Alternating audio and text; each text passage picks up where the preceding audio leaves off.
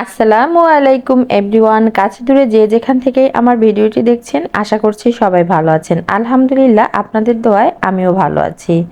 আমরা আজকেই দেশের বাড়ি থেকে এসেছি প্রায় 1.5 মাস পর। আর বাসায় এসে দেখি বাসার অনেক খারাপ অবস্থা, যেখানে যাচ্ছি সেখানেই অনেক ধুলা ময়লা জমে গিয়েছে।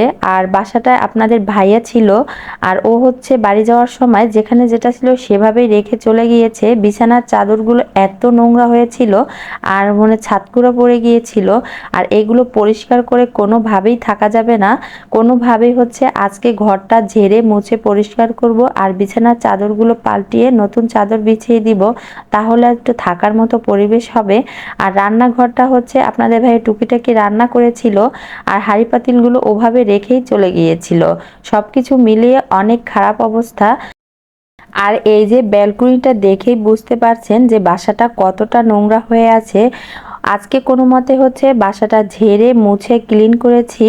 আর আমার যে বাসায় কাজের আপাটা ছিল তাকেও এসে ফোনে পাইনি, তাই একাই করতে হবে নিজেকে এই কাজগুলো। এতদিন বাড়িতে যে আরাম করে বেড়ানো হয়েছে, এখন হচ্ছে সেই ঝালটা বের হচ্ছে।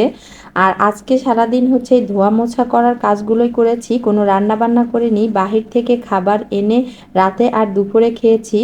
এরপরে হচ্ছে জুতার র্যাকটা দেখছি খুবই ময়লা হয়ে আছে। আর একটা গেঞ্জির তেনা ভিজিয়ে ভালো করে চিপড়িয়ে সেটা দিয়ে হচ্ছে আমি সব চিপা চাপা যে নকশাগুলো আছে সবখানে ভালো করে মুছে নিব। আর যাদের ঘরে এই উড ফার্নিচার আছে তারা কিভাবে এই উড ফার্নিচারটাকে চকচকে ঝকঝকে করবেন সেটাই আজকে আপনাদেরকে দেখিয়ে দিব। আমি হচ্ছে এই গেঞ্জির টানাটা দিয়ে ভালো করে এই নকশার ভিতরে যে ময়লাগুলো ছিল সেগুলো আর কি মুছে নিচ্ছি। আর এগুলো মুছতে অনেকটাই সময় লেগেছিল। আমি অন্যান্য সময় হচ্ছে ব্রাশ দিয়ে পরিষ্কার করি, তবে আজকে অনেক ময়লা ছিল তাই এভাবেই পরিষ্কার করছি। একটা কাঠি দিয়ে আমি ট্রাই করছিলাম, তবে কাঠিটা দিয়ে ভালো হচ্ছিল না। গেঞ্জির তেনাটা দিয়েই আমি এই জুতার বক্সের ময়লাগুলো মুছে নিয়েছি। এবার একটা সুতি তেনার উপরে কিছুটা সরিষার তেল দিয়েছি আর এই সরিষার তেলটা দিয়ে ভালো করে এই জুতার বক্সটাকে মুছে নিব।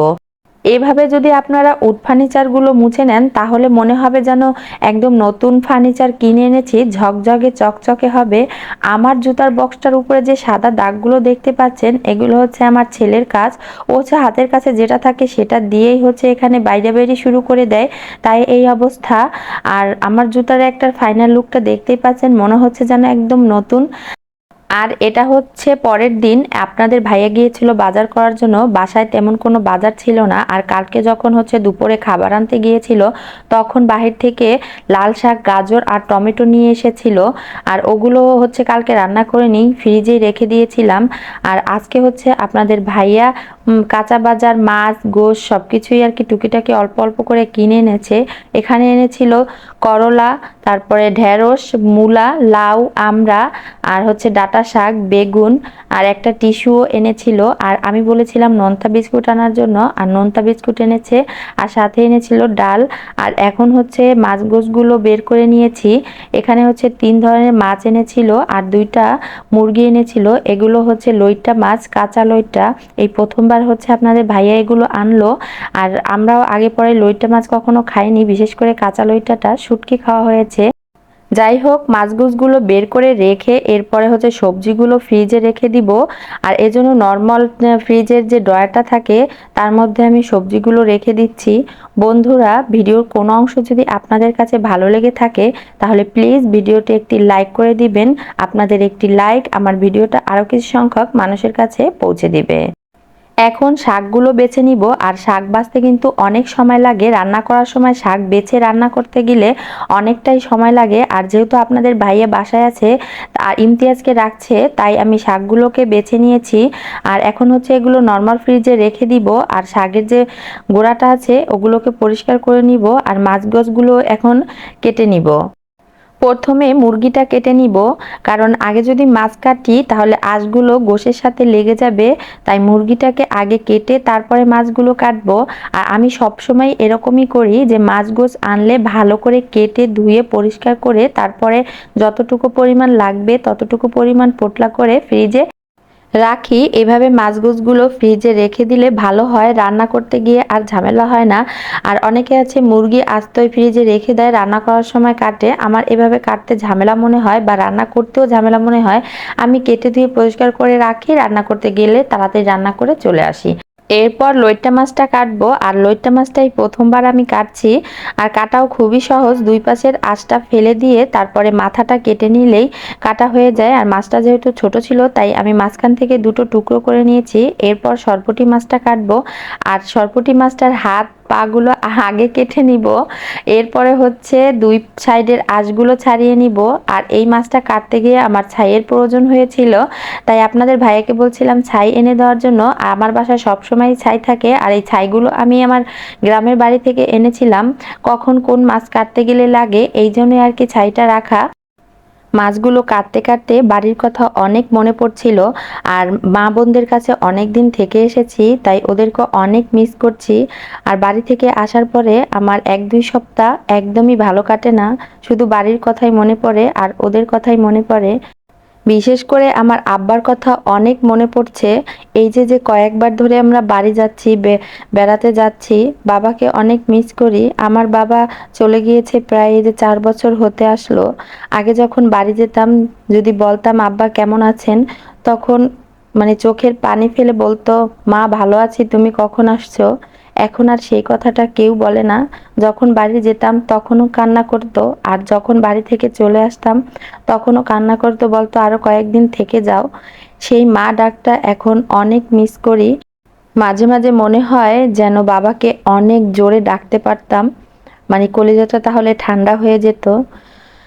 ডাকলেও তো আর শুনবে না, সে কথা বলে শুধু কষ্টই বাড়বে। তারপরও আমার আপু ও ভাইয়াদের কাছে বলবো সবাই আমার বাবার জন্য দোয়া করবেন।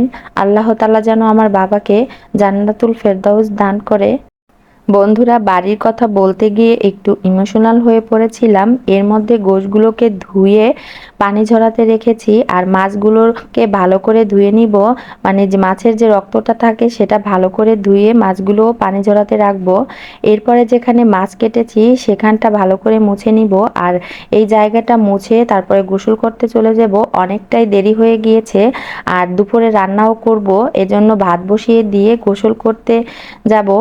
গোসল করে এসে দেখি ভাত বলক এসে গিয়েছে। আর এখানে লাল শাক কেটে নিয়েছি, ডিম ভাজি করার জন্য মরিচ পেঁয়াজ কেটে নিয়েছি। লাল শাক ভাজির জন্য কড়াইতে তেল পেঁয়াজ আর মরিচ দিয়ে হালকা একটু ভেজে নিব। তারপরে হচ্ছে লাল শাকটা দিয়ে দিলাম, আর লাল শাক দিয়ে উপর দিয়ে একটু লবণ দিয়ে দিব।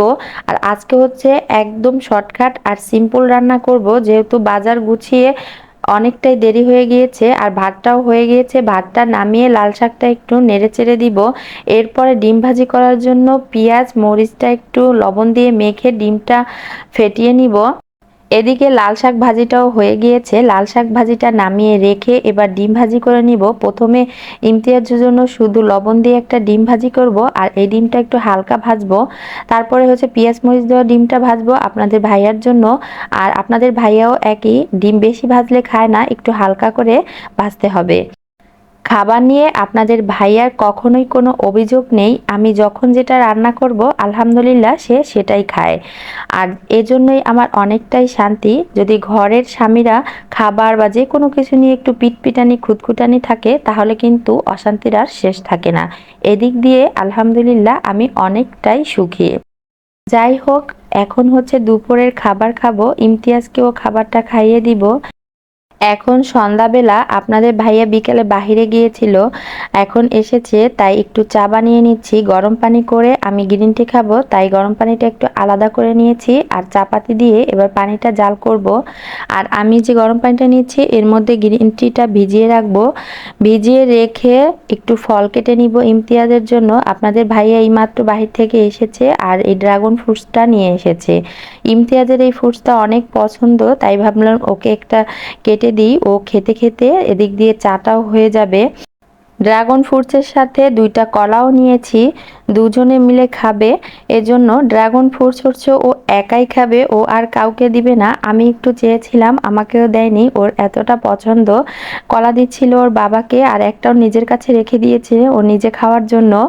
এরপরে আমি আবার চলে আসলাম রান্নাঘরে, এসে চাটা বানিয়ে নিব। এবার চাটা ছেঁকে তারপরে এর মধ্যে হচ্ছে দুধ দিব, অল্প কিছু চিনি দিব। আর আজকের চাটা আমি গুঁড়া দুধ দিয়ে করব না, কনডেন্স মিল্ক দিয়ে করব। আর এই কনডেন্স মিল্কটা ফ্রিজে আমার অনেক দিন ধরেই ছিল, মানে কোনো কিছুতেই খাওয়া হচ্ছিল না, তাই ভাবছি চা বানিয়েই শেষ করব। আপনাদের ভাইয়ের জন্য হচ্ছে দুধ চা বানিয়েছি আর আমি গ্রিন টি করেছি, সাথে একটু টোস্টও দিলাম। চা খেয়ে এসে যে পাতিলে চা বানিয়েছিলাম আর কাপ প্লেটগুলোকে ধুয়ে রাখবো।